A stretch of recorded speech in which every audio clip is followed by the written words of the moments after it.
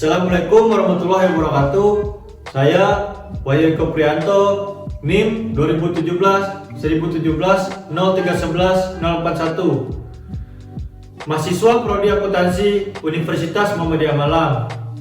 Di sini saya akan menjelaskan tentang pertumbuhan ekonomi dan distribusi pendapatan. Nggak pakai lama, langsung aja. Cus.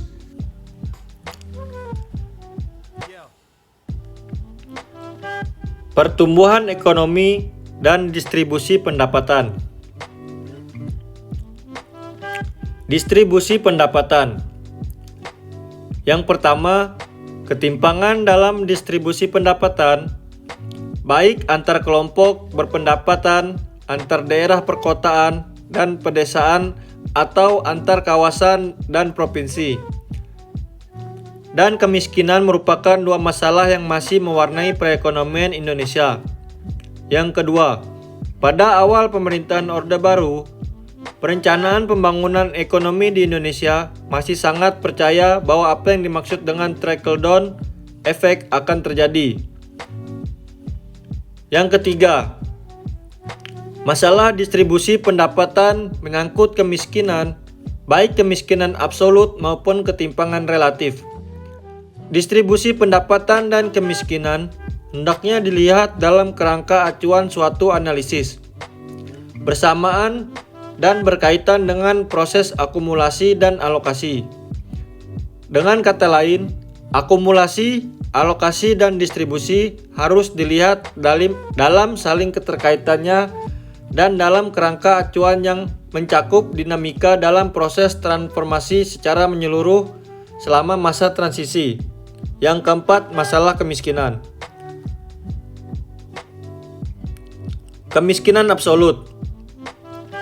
Masalah kemiskinan ini diperlihatkan melalui analisa sensitivitas, yaitu apabila poverty line, garis batas kemiskinan, dirubah dari konsumsi per hari Rp930 untuk kota dan Rp608 untuk desa menjadi Rp1.000, maka jumlah orang miskin akan meningkat dari 25,6 juta pada tahun 1993 menjadi 77 juta. Itu berarti terdapat indikasi bahwa walaupun jumlah penduduk di bawah poverty line turun dari 27 juta pada tahun 1990 ke 25,5 juta pada 1993.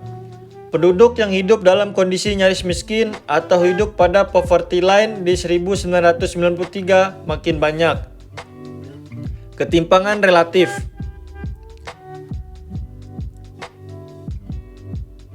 Di sisi berlaku satu kaidah dalam statistik yang disebut the importance of being uniform. Artinya ada satu kelompok yang jumlahnya sangat kecil tetapi berpendapatan sangat tinggi, yang mengakibatkan tertariknya angka konsumsi rata-rata ke tingkat Rp82.226 pada tahun 1993, walaupun lebih dari 82% penduduk sebenarnya berpendapatan di bawah Rp60.000 per bulan per kapita.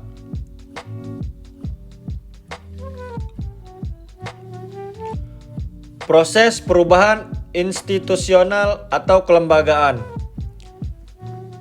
Dimensi ekonomis dan sosiologis menyangkut ketimpangan pada perimbangan kekuatan di antara golongan-golongan pelaku ekonomi, secara spesifik antara saudagar besar di bidang niaga dan industri, golongan pedagang perantara atau tengkulak, dan golongan produsen kecil, petani, rakyat, pengrajin, pengusaha industri kecil atau menengah, serta pedagang eceran.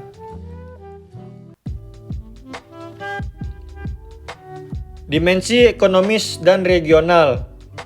Yang pertama, adanya perbedaan dan ketimpangan pola dan laju pertumbuhan di antara berbagai kawasan dalam batas suatu negara, atau secara regional dan internasional di berbagai belahan dunia. Yang kedua, perbedaan tersebut tidak semakin berkurang, melainkan cenderung menjadi semakin besar. Kesemuanya itu disebabkan karena adanya apa yang dikenal sebagai cumulative causation, yaitu proses sebab akibat yang mengandung dampak secara kumulatif. Kalau hal itu dibiarkan tanpa intervensi kebijaksanaan negara, maka perkembangan proses kumulatif casuation selanjutnya akan menciptakan dua lingkaran kegiatan sekaligus. Lingkaran kegiatan yang semakin bermanfaat bagi kawasan yang sudah maju. Kemiskinan adalah keadaan di mana terjadi kekurangan hal-hal yang biasa untuk dipunyai seperti makanan, pakaian, tempat berlindung, dan air minum. Hal-hal ini berhubungan erat dengan kualitas hidup. Kemiskinan kadang juga berarti tidak adanya akses terhadap pendidikan dan pekerjaan yang mampu mengatasi masalah kemiskinan dan mendapatkan kehormatan yang layak sebagai warga negara. Kemiskinan merupakan masalah global. Sebagian orang memahami istilah ini secara subjektif dan komparatif, sementara yang lainnya melihatnya dari segi moral dan evaluatif, dan yang lainnya lagi memahaminya dari sudut ilmiah yang telah mapan. Istilah negara berkembang biasanya digunakan untuk merujuk kepada negara-negara yang miskin.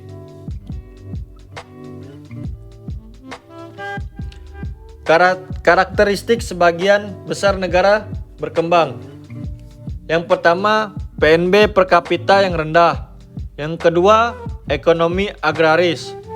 Yang ketiga, kondisi kesehatan yang memprihatinkan. Yang keempat, tingkat buta huruf yang tinggi. Yang kelima, tingginya angka pertumbuhan penduduk. Inti dari semua permasalahan ini yaitu kualitas sumber daya manusia di negara tersebut masih kurang. Tolak ukur keberhasilan pembangunan ekonomi. Yang pertama, pendapatan nasional. Yang kedua, produk nasional atau PNB. Yang ketiga, kesempatan kerja. Yang keempat, perekonomian yang stabil. Yang kelima, neraca pembayaran luar negeri. Yang keenam, distribusi pendapatan yang merata. Masalah-masalah yang dihadapi dalam pelaksanaan pembangunan di Indonesia. Yang pertama, jumlah penduduk yang sangat besar. Yang kedua, laju pertumbuhan penduduk yang sangat pesat. Diikuti komposisi penduduk menurut umur yang tidak menguntungkan, serta penyebaran penduduk yang tidak merata dan arus urbanisasi yang relatif tinggi. Solusinya yaitu yang pertama, mengendalikan tingkat kelahiran dengan program keluarga berencana. Yang kedua, menurunkan tingkat kematian ibu dan anak melalui program peningkatan gizi dan keluarga. Yang ketiga, mengadakan transmigrasi lokal maupun nasional sebagai penyebaran penduduk, menyelenggarakan proyek-proyek di daerah serta proyek padat karya yang meningkatkan taraf hidup masyarakat dan mengurangi arus urbanisasi.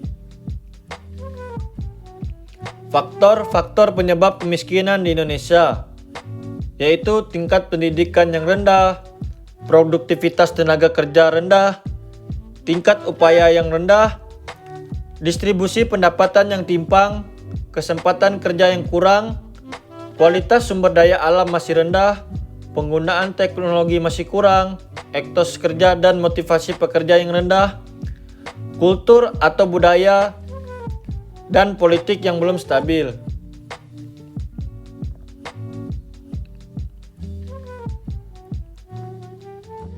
Pemerataan pembangunan.